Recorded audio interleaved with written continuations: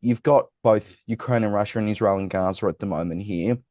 We've already seen claims that Trump was the one kind of putting pressure on maybe Netanyahu to get a deal done in the past few days with the hostages there, and then of course, as you just mentioned, there's the potential for a meeting with Putin on the other side of things here. What could both of those really shape up to be here? Because we all know how significant the US is in Yeah, global affairs. That can't be understated. But now that Donald Trump's back in the White House, surely that changes things pretty significantly. I think that Trump is not actually a great supporter of war. Trump doesn't really want to be involved militarily. I mean, remember that when he was president, he actually initiated the US withdrawal from Afghanistan, which was then completed rather disastrously by Joe Biden. In terms of Israel, it was very clear that Trump wanted a ceasefire. And we know that was only because of pressure from Trump that the Biden administration got a deal at the very last minute out of Netanyahu. Now, what Trump has privately guaranteed to Netanyahu, we just don't know. My sense is that Trump sees the world as a businessman. And for him, the crucial relationship is with Saudi Arabia and the Gulf states. And I think that what Trump will want to do in his second term is find a way of bringing the Saudis and the Israelis together.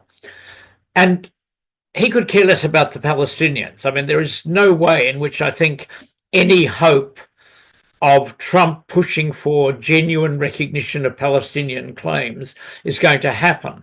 Now, beyond that, I don't know. In terms of what he would do with Ukraine, I think it's genuinely, again, a mystery. We know that he would like the war to stop. We know that he has a personal relationship with Putin in a way that's quite different to the one that Joe Biden had. We also know that I think Trump can't, I think even Trump can't see total defeat for Ukraine. But I suspect he would be perfectly willing to push Ukraine into ceding a certain amount of territory in order to get an end to the fighting, because I think in the end, Trump wants to be known as the peacemaker, not as a war president. Just quickly on Joe Biden, who you mentioned there, one-term presidents tend to have the risk of being forgotten. He's the president in between the two Trump terms.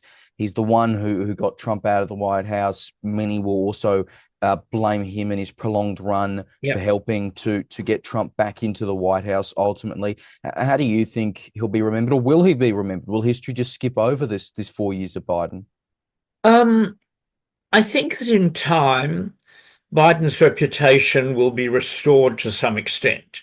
I mean, I think Biden, in a sense, reminds me of Jimmy Carter, who was also a one-term president, and at the time was regarded as weak and ineffectual, and over time has come to be seen as having actually made some very significant accomplishments in office. And that's leaving aside what Carter was able to do after he left the White House.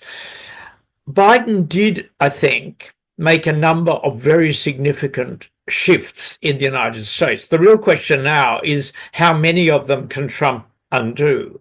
And I think that, for us sitting in Australia, probably the most frightening is the reversal of Biden's policies on climate change. Within the first day, Trump has pulled out of the Paris Agreement, has talked about an energy crisis, has got his supporters chanting "drill, baby, drill."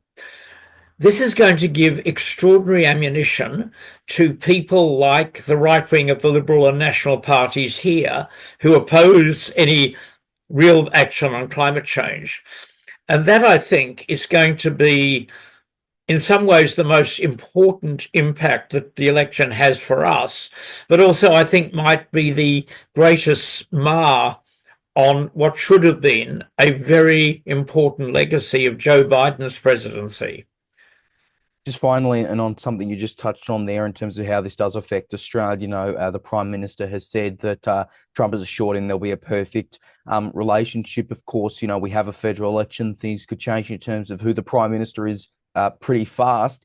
AUKUS has been discussed. I think there's been criticism of AUKUS for some time for various reasons, not the least now that, it would be Australia working with Trump. How do you see the relationship, playing out under, the Albanese government for the very least next few months? Leo, you're probably young enough that you may live in time to see a nuclear submarine arrive in Australia. I'm pretty sure I'm not. But I think that what frightens me is that Trump's election gives ammunition to the toxic right.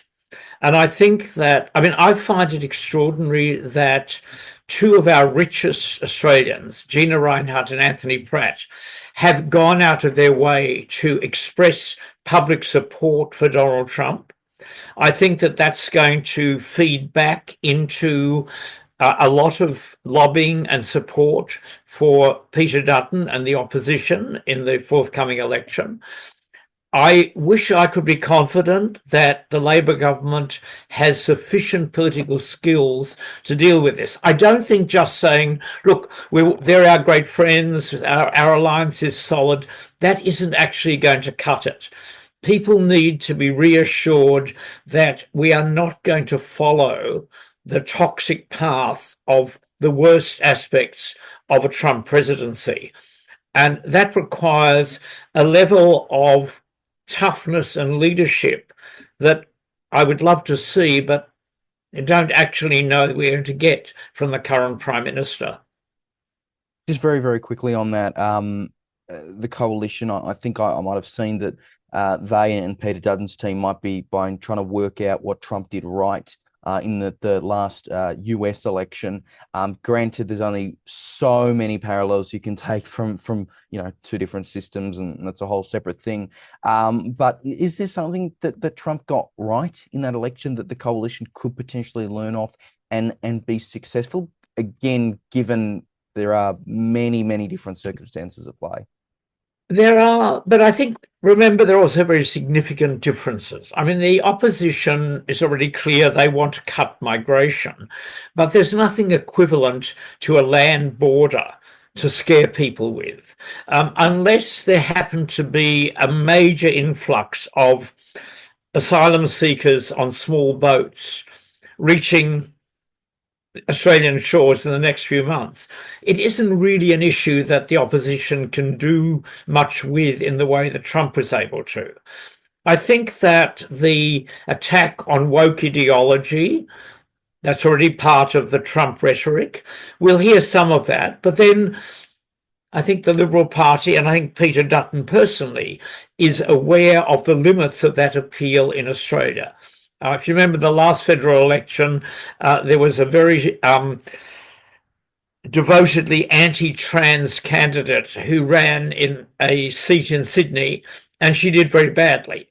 Peter Dutton, I think, is far more pragmatic than Donald Trump.